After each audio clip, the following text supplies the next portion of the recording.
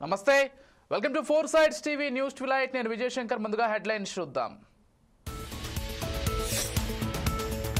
BC రిజర్వేషన్ల కోసం ఢిల్లీలో కాంగ్రెస్ మహాధర్నా బిల్లును పార్లమెంట్లో ఆమోదించాలని డిమాండ్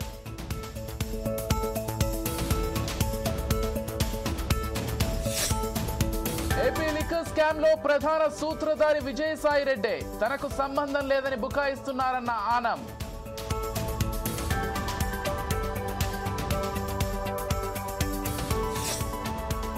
ఢిల్లీలో కర్తవ్య భవన్ ను ప్రారంభించిన ప్రధాని మోదీ కేంద్ర సచివాలయంలో భాగంగా నిర్మాణం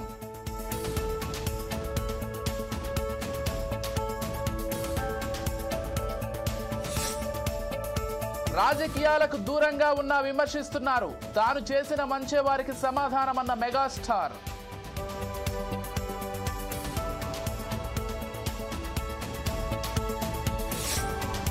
అనకాపల్లి జిల్లా నక్కపల్లిలో టెన్షన్ బల్క్ డ్రగ్ పార్క్ వద్దంటూ పలు గ్రామాల ప్రజల నిరసన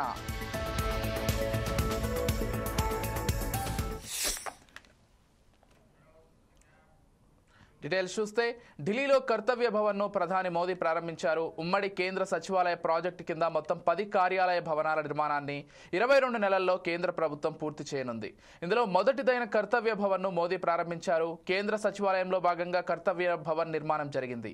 కర్తవ్య భవన్ 03 సెంట్రల్ విస్టాలో ఒక భాగం.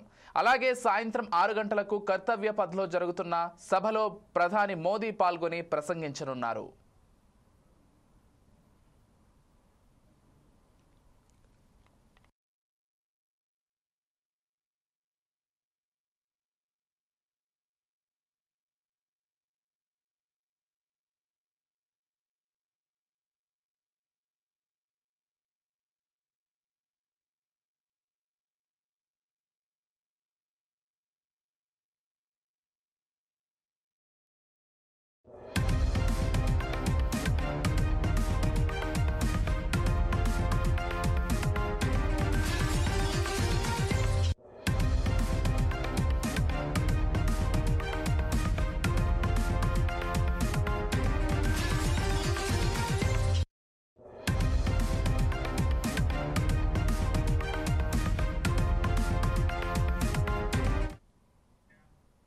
హైదరాబాద్ సారథి స్టూడియోలో ఉద్రిక్తత చోటు చేసుకుంది. కాస్ట్యూమర్ యూనియన్ సీరియల్ షూటింగ్ ను అడ్డుకోవడంతో గందరగోళం నెలకొంది.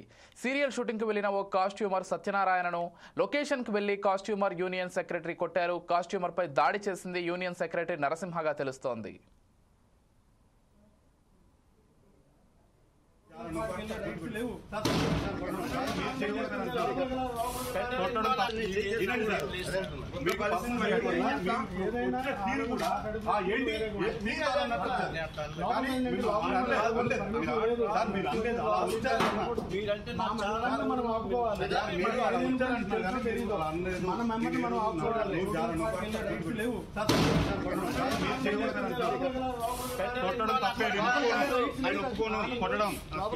తప్పే ఆయన కూడా ఖండిస్తాను కంపల్సరీ.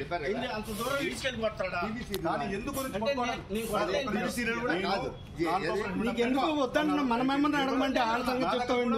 మన మెంబర్ని ఆగమంటున్నాం. మన మెంబర్ని మనం ఆగమంటున్నాం. అది టీవీ సీరియల్, హిందీ సినిమానా, ఇంగ్లీష్ సినిమానా మనం అడగట్లేదు. పెంటది నా కొడకానుడా లేదు అలా వీడియోలు ఉన్నాయిగా వీడియో అది రాలేదన్న ఆపింది. తెలియదన్నాడు. తెలియదంటే తప్పని చెప్పాను. అబద్ధాలు చెప్పొద్దని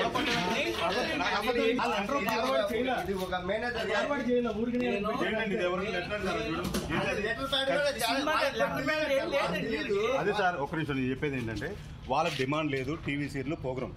మీరు టీవీ సీరియల్ మనుషులు వచ్చి చేపించుకోలేదు కదా. టీవీ సీరియల్ కూడా కాదన్న. అయినా ఏదైనా చేయకూడదు.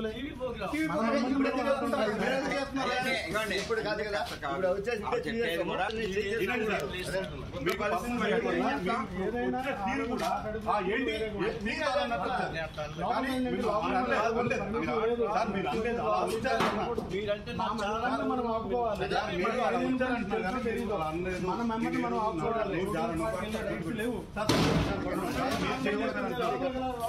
కొట్టడం తప్పే. ఆయన ఒప్పుకోను కొట్టడం తప్పే. ఆయన కూడా ఖండిస్తాను కంపల్సరీ. అంత దూరం తీసుకెళ్ళిపోతాడా? కానీ ఎందుకు నీకెందుకు వద్దంటున్నాం? మన మెంబర్ని అడగమంటే వాళ్ళ సంగతి చెప్తావు నువ్వు. మన మెంబర్ని ఆగమంటున్నాం మనం. ఓకే అండి నేను వదిలేశాను. మన మెంబర్ని మనం ఆగమంటున్నాం. అది టీవీ సీరియల్, హిందీ సినిమానా, ఇంగ్లీష్ సినిమానా మనం అడగట్లే. ఎవడు ఎందుకన్నా పెంట అనలే పెంట తిన్నా కొడకానుడా ఊరికంటారా లేదులే అల్లా వీడియోలు ఉన్నాయిగా. మిమ్మల్ని ఎందుకంటారు? ఎందుకంటామండి వీడు అది రాలేదన్న అది ఆపింది. సరే అన్ని తీస్తా తెలియదంటే తప్పని చెప్పా. ముఖ్యమంత్రి రేవంత్ రెడ్డి మాట్లాడుతున్నారు. ఇప్పుడు ఆ లైవ్ చూద్దాం. ప్రజలు తెలంగాణ రాష్ట్ర ప్రభుత్వం శాసనసభ ఆమోదించిన విద్యా ఉద్యోగాలలో ఓబీసీలకు 42% రిజర్వేషన్, అదేవిధంగా ఎన్నికలలో ప్రజాప్రతినిధులలో రాజకీయ రిజర్వేషన్లు 42% ఇవ్వాలని 2 బిల్లులను ఆమోదింపజేయడమే కాకుండా 2018లో ఆనాటి ముఖ్యమంత్రి చంద్రశేఖరరావు గారు బలహీన వర్గాల మీద కక్ష కట్టి తెలంగాణ రాష్ట్రంలో 50% రిజర్వేషన్లు మించకుండా ఒక చట్టాన్ని చేసి ఈనాడు మనం 50% పైగా రిజర్వేషన్లు ఇవ్వాలంటే ఆనాడు చంద్రశేఖరరావు గారు చేసిన చట్టం గుదిబండగా మారి తెలంగాణ రాష్ట్రంలో సర్పంచులుగా, ఎంపీటీసీలుగా, జడ్పీటీసీలుగా, జిల్లా పరిషత్ చైర్మన్లుగా, మున్సిపల్ కౌన్సిలర్లుగా, కార్పొరేటర్లుగా, మున్సిపల్ చైర్మన్లుగా, మేయర్లుగా రిజర్వేషన్ల పరంగా బలహీన వర్గాలకు అన్యాయం చేసే చట్టాన్ని తొలగిస్తూ మన మంత్రివర్గం ఆర్డినెన్స్ను పాస్ చేసి గవర్నర్ గారికి పంపిస్తే విద్యా ఉద్యోగాలలో 42% రిజర్వేషన్లు బలహీన వర్గాలకు, రాజకీయాలలో స్థానిక సంస్థలలో 42% రిజర్వేషన్ల బిల్లులను తెలంగాణ రాష్ట్ర గవర్నర్ రాష్ట్రపతి ఆమోదానికి పంపించారు. ఇదే కాకుండా తెలంగాణ మంత్రివర్గం ఆమోదించిన ఆర్డినెన్స్ 50% పరిమితిని తొలగిస్తూ ఆమోదించిన ఆర్డినెన్స్ను కూడా రాష్ట్రపతి గారికి పంపించడం జరిగింది.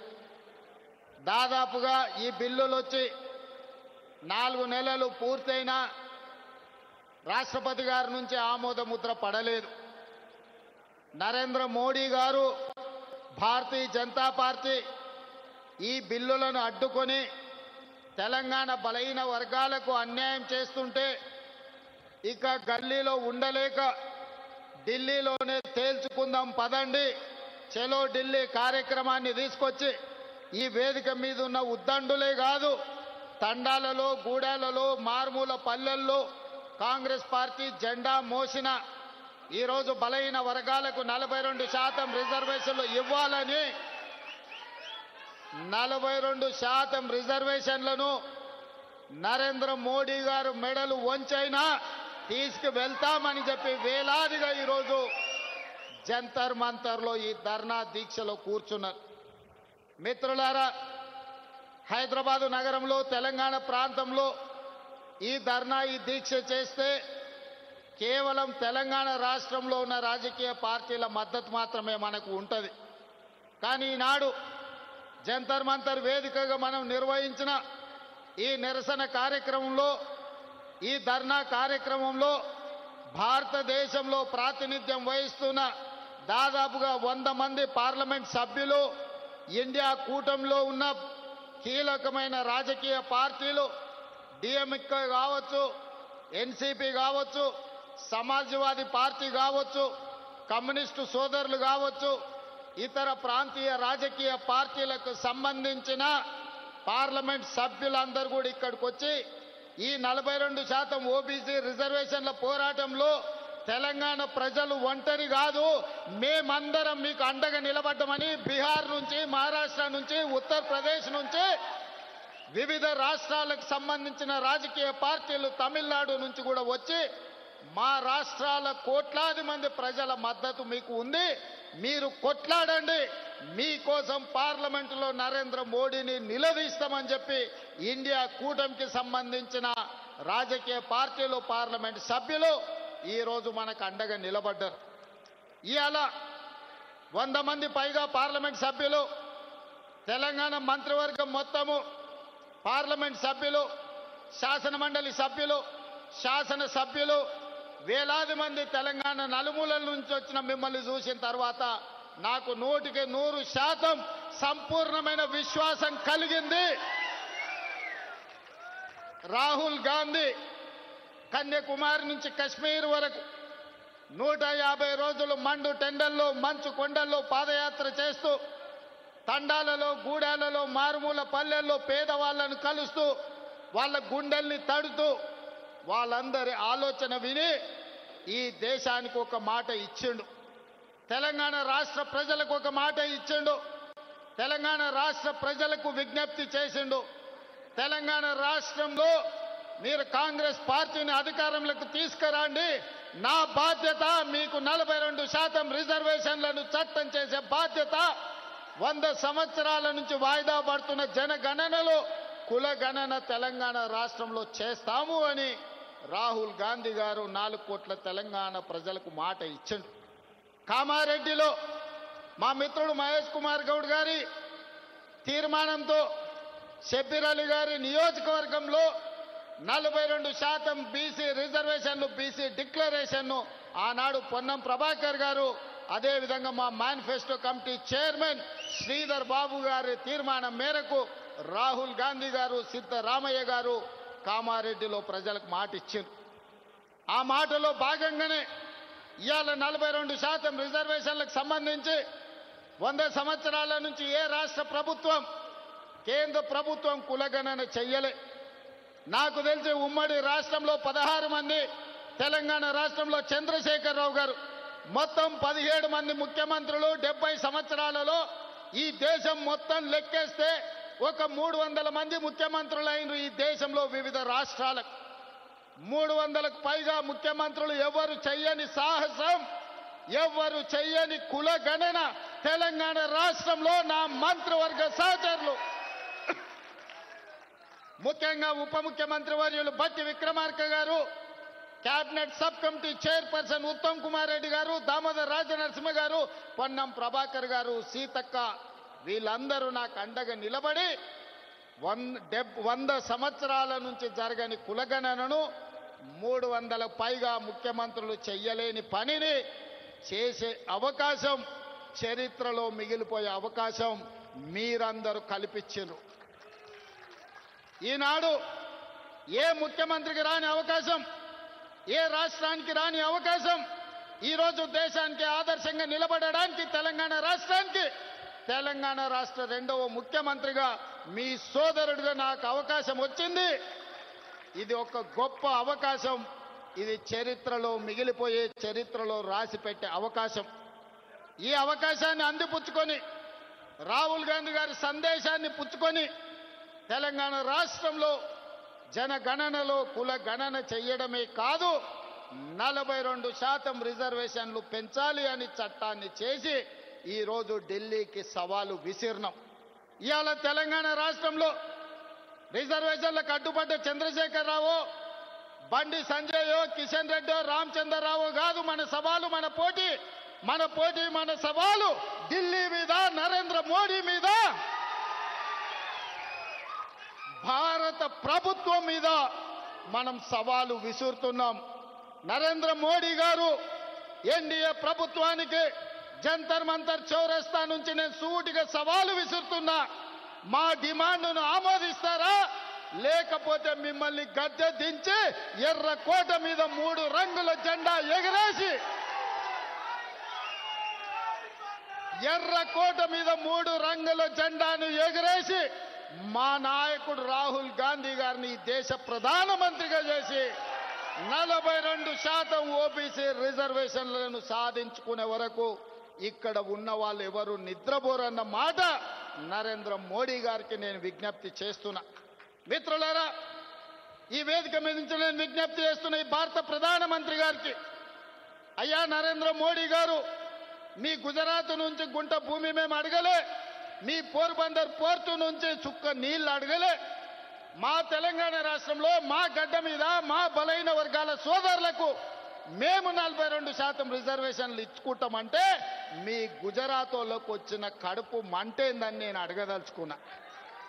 ఇవాళ మేము గుజరాత్లో అడగలేదే, మేము ఉత్తరప్రదేశ్లో అడగలేదే, మేము మహారాష్ట్రలో అడగలేదే, మేము మా తెలంగాణలో 4 కోట్ల ప్రజలం నిర్ణయించి శాసనసభలో బిల్లు ఆమోదించి విద్యా ఉద్యోగాలలో రాజకీయాలలో బలైన వర్గాలకు 42% రిజర్వేషన్ ఇవ్వాలని ముక్త కంఠంలో 4 కోట్ల ప్రజలు విజ్ఞప్తి చేస్తే మా ఆలోచనలను మా బిల్లులను తుంగలో తొక్కే అధికారం మీకెవరిచ్చిందని నేను నరేంద్ర మోడీ గారిని బీజేపీని నేను అడగదలుచుకున్నా.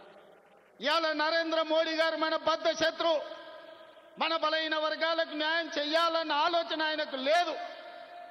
ఆయన ఆలోచనలు ఎట్లా ఉన్నా సరే ఆయన మోచేతి నీళ్లు తాగే కిషన్ రెడ్డికి, రామచంద్రరావుకు, బండి సంజయ్కి ఏమైంది, పొయ్యకాలం వచ్చిందా అని నేను అడుగుతున్నా.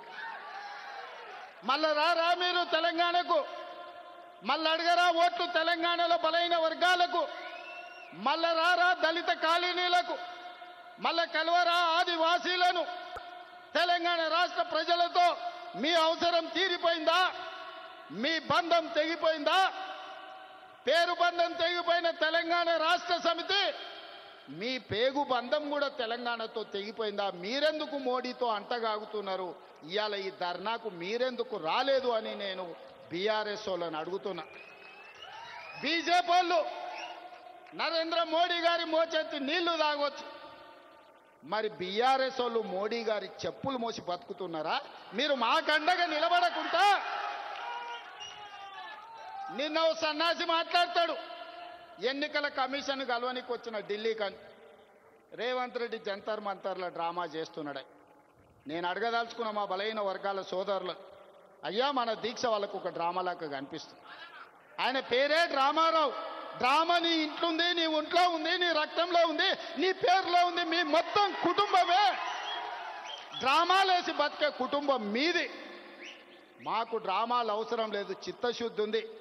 అందుకే ఫిబ్రవరి 4, 2024 నాడు మొదలుపెట్టి ఫిబ్రవరి 4, 2025 నాడు సరిగ్గా 365 రోజుల్లో బలైన వర్గాలకు సంబంధించిన ప్రతిపాదన నుంచి బిల్లు ఆమోదం వరకు సంవత్సరం తిరిగే లోపల చేసి 100 సంవత్సరాల సమస్యకు 1 సంవత్సరంలోనే పరిష్కారం చూపించిన మంత్రులందరి వేదిక మీద ఉంది. నువ్వా దిక్కుమాలినోడా మా చిత్తశుద్ధిని ప్రశ్నించేది? నీ దిక్కుమాలిన మాటలు, నీ దివాలకోరు విధానం, బండకేసి కొట్టినా 100 మీటర్ల గోతి తీసి పాతి పెట్టిన మీ బుద్ధి మారలేదు, మీ ఆలోచన మారలేదు. అందుకే ఇవాళ మీ ఇంట్లోనే చక్కగా లేరు. ఒకరు బీసీకి అనుకూలం అంటే ఇంకొకరు వ్యతిరేకం అంటారు, మూడోగా ఆయన మధ్యస్థం అంటారు. నేను అటు కాదు, నేను ఇటు కాదు అంటాడు ఈయన. ఈ అటు ఇటు కానోడు కూడా నా గురించి మాట్లాడతాడు. అందుకే మిత్రులారా, ఇవాళ మన చిత్తశుద్ధిని ఎవడు ప్రశ్నించలేడు. ఇవాళ తెలంగాణ మోడలే దేశానికి రోల్ మోడల్ అయ్యింది. ఇవాళ ఈ తెలంగాణ మోడల్, ఈ కులగణన, ఈ జనగణన, ఈ 42% రిజర్వేషన్ దేశ రాజకీయాలలో సునామీని సృష్టించబోతుంది. ఆ సునామీలో ఎన్డీఏ బంగాళాఖాతంలో కలవబోతుంది. నరేంద్ర మోడీ గారు కుర్చీ దిగబోతున్నారు. ఆనాడు గుజరాత్లో జరిగిన దుర్ఘటనలతో అటల్ బిహారీ వాజ్పేయి గారు నరేంద్ర మోడీ గారిని ముఖ్యమంత్రి కుర్చీ నుంచి మారుద్దామనుకున్నాడు. అది సాధ్యపడలేదు. నిన్నగాక మొన్న ఆర్ఎస్ఎస్ పెద్ద మోహన్ భగవత్ గారు ఇంకొక మాట అన్నారు. 75 సంవత్సరాలు పూర్తయిన ప్రతి ఒక్కరూ పదవుల నుంచి దిగాలి. మేము లాల్ కృష్ణ అద్వానీని, మురళీ మనోహర్ జోషి గారిని 75 సంవత్సరాల నిబంధన పెట్టి వాళ్ళని ప్రధానమంత్రులను చేయలేదు. కాబట్టి నరేంద్ర మోడీ గారు కూడా రేపు సెప్టెంబర్ 17కు 75 ఏళ్ళు పూర్తి అవుతున్నాయి, వారు ప్రధానమంత్రి పదవి నుంచి దిగాలి అని వారు చెప్పారు. కానీ నరేంద్ర మోడీ గారి పరమ భక్తుడు నిశికాంత్ దూబే గారు ఒక మాట చెప్పారు. నరేంద్ర మోడీ గారు కుర్చీ దిగరు, 2029లో కూడా ఆయననే ఎన్నికల్లో ప్రధానమంత్రి అభ్యర్థిగా ఉంటాడని. నేను ఒక మాట చెప్పదలుచుకునే వేదిక మీద, నరేంద్ర మోడీ గారు మీరు దిగొద్దు కుర్చీ, 2029 వరకు మీరే ఉండాలి.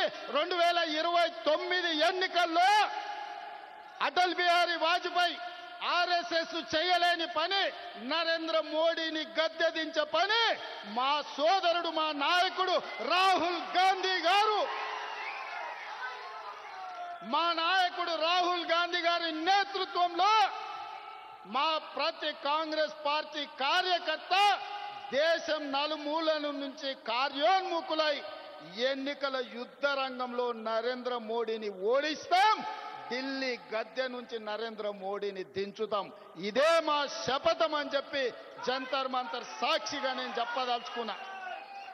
నిశికాంత్ దుబే ఇంకొక మాట అన్నాడు, నరేంద్ర మోడీ గారు లేకపోతే బీజేపీకి 150 సీట్లు కూడా రావు అని. నిశికాంత్ దూబే గారికి వేదిక మీద నుంచి విజ్ఞప్తి చేస్తున్నా, దూబే గారు మీరు డైరీలో రాసుకోండి, నరేంద్ర మోడీ గారి పేరు మీదనే ఎన్నికలకు రాండి, 150 కంటే ఒక్క సీటు కూడా ఎక్కువ రానియం. నరేంద్ర మోడీ కాదు, మొత్తం ఆయన అభిమానులందరూ లేకపోతే భారతీయ జనతా పార్టీ నాయకులందరూ ఉమ్మడికి వచ్చిన 150 సీట్ల కంటే ఒక్క సీటు కూడా ఎక్కువ రానియం. రాహుల్ గాంధీ గారిని గెలిపించి ఈ దేశానికి ప్రధానమంత్రిని చేస్తాం. ఇవాళ రాకపోతే మోడీ గారు మీకున్న మార్గం ఒక్కటే, అయితే మా బిల్లులు ఆమోదించండి, మా బలైన వర్గాలకు 42% రిజర్వేషన్లు ఇవ్వండి. గద్దె మీద ఉంటే 42% ఇవ్వాల్సిందే.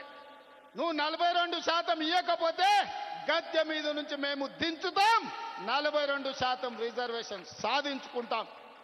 మీరు తెలంగాణ శక్తిని, తెలంగాణ ప్రజల పోరాట స్ఫూర్తిని తక్కువగా అంచనా వేస్తున్నారు.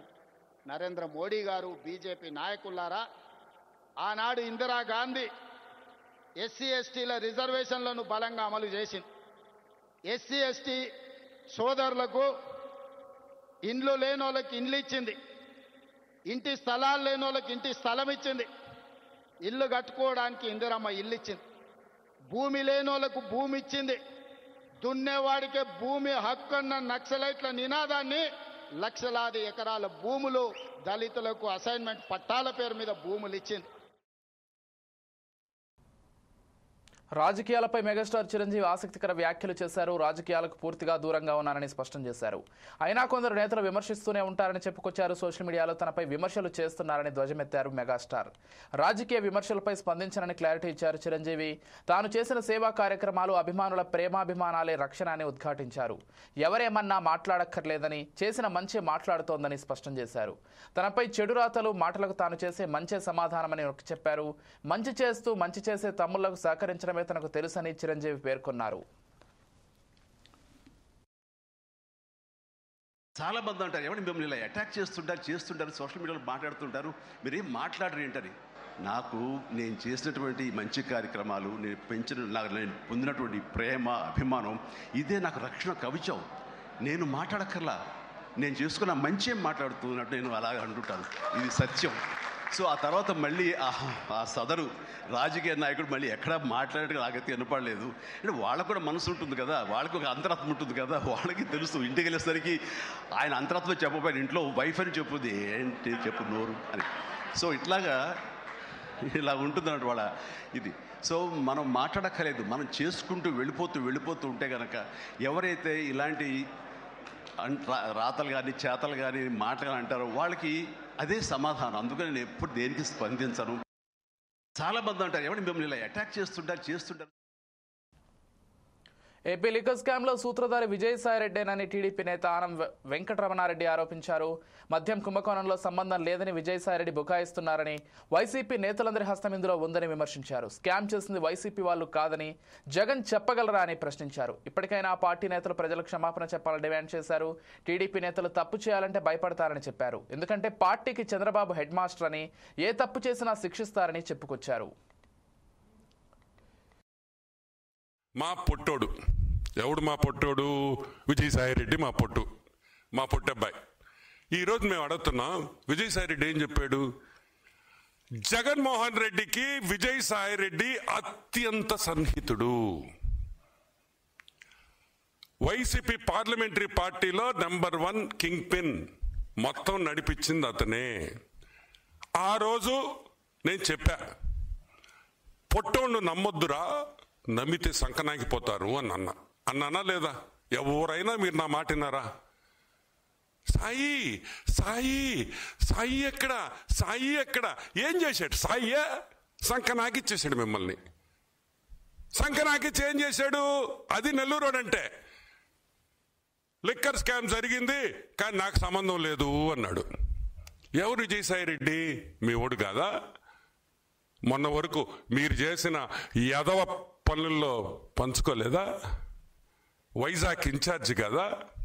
ఈ లిక్కర్ డబ్బుల్లో వీళ్ళకెవరికి వాటాలు రాలేదా?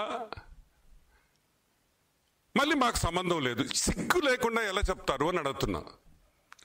విజయసాయిరెడ్డికి సంబంధం ఉందంటే, విజయసాయిరెడ్డి లిక్కర్ స్కామ్ జరిగింది, సారాయిలో డబ్బులు సంపాదించాము అని విజయసాయిరెడ్డి చెప్పిన తర్వాత మీకు అందరికి సంబంధం ఉన్నట్టే కదా?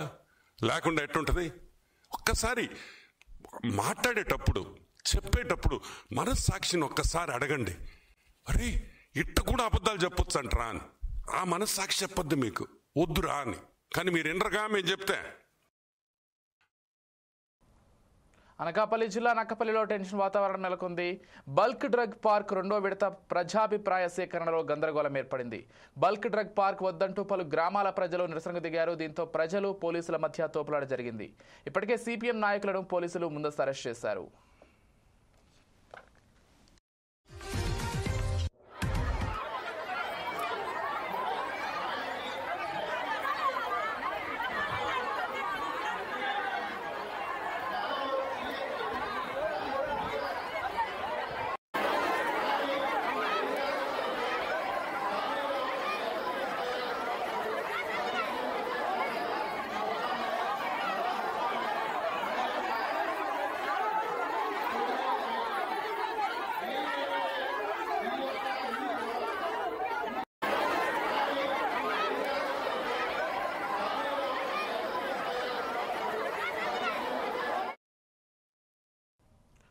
ప్రైవేటు పాఠశాలల బస్సు అదుపు తప్పి పంట పొలంలో బోల్తా కొట్టింది.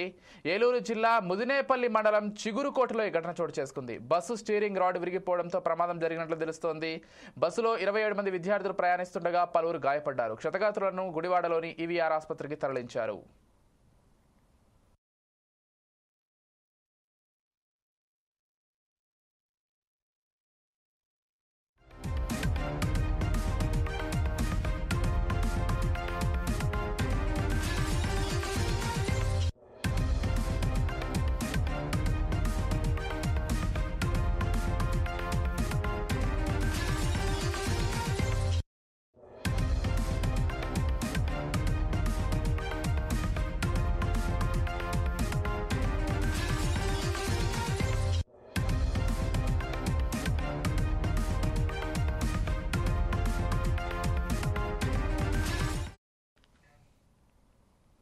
తెలంగాణ సర్కార్ ప్రతిష్టాత్మకంగా తీసుకొచ్చిన ఆర్టీసీ ఉచిత ప్రయాణం రోజుకొక వివాదంలో ఇరుక్కుంటోంది.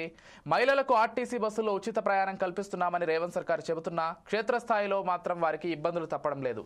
తాజాగా నిజామాబాద్ వెళ్తున్న ఆర్టీసీ బస్సులో జరిగిన వివాదం అందుకు సాక్ష్యంగా నిలిచింది. బైంసా నుంచి నిజామాబాద్ వెళ్తున్న ఆర్టీసీ బస్సులో 20 మందికి పైగా మహిళలు ప్రయాణిస్తున్నారు. కొందరు మహిళల ఆధార్ కార్డుల్లో ఉమ్మడి ఆంధ్రప్రదేశ్ రాష్ట్రం పేరు ఉండడంతో కండక్టర్ అభ్యంతరం తెలిపారు. దీంతో మహిళలు నిరసనకు దిగడంతో బైంసా మండలం దేగాం వద్ద బస్సు అరగంట పాటు నిలిచిపోయింది. దీనిపై సమాచారం అందుకున్న ఆర్టీసీ అధికారులు మహిళలను మరో బస్సులో పంపించారు.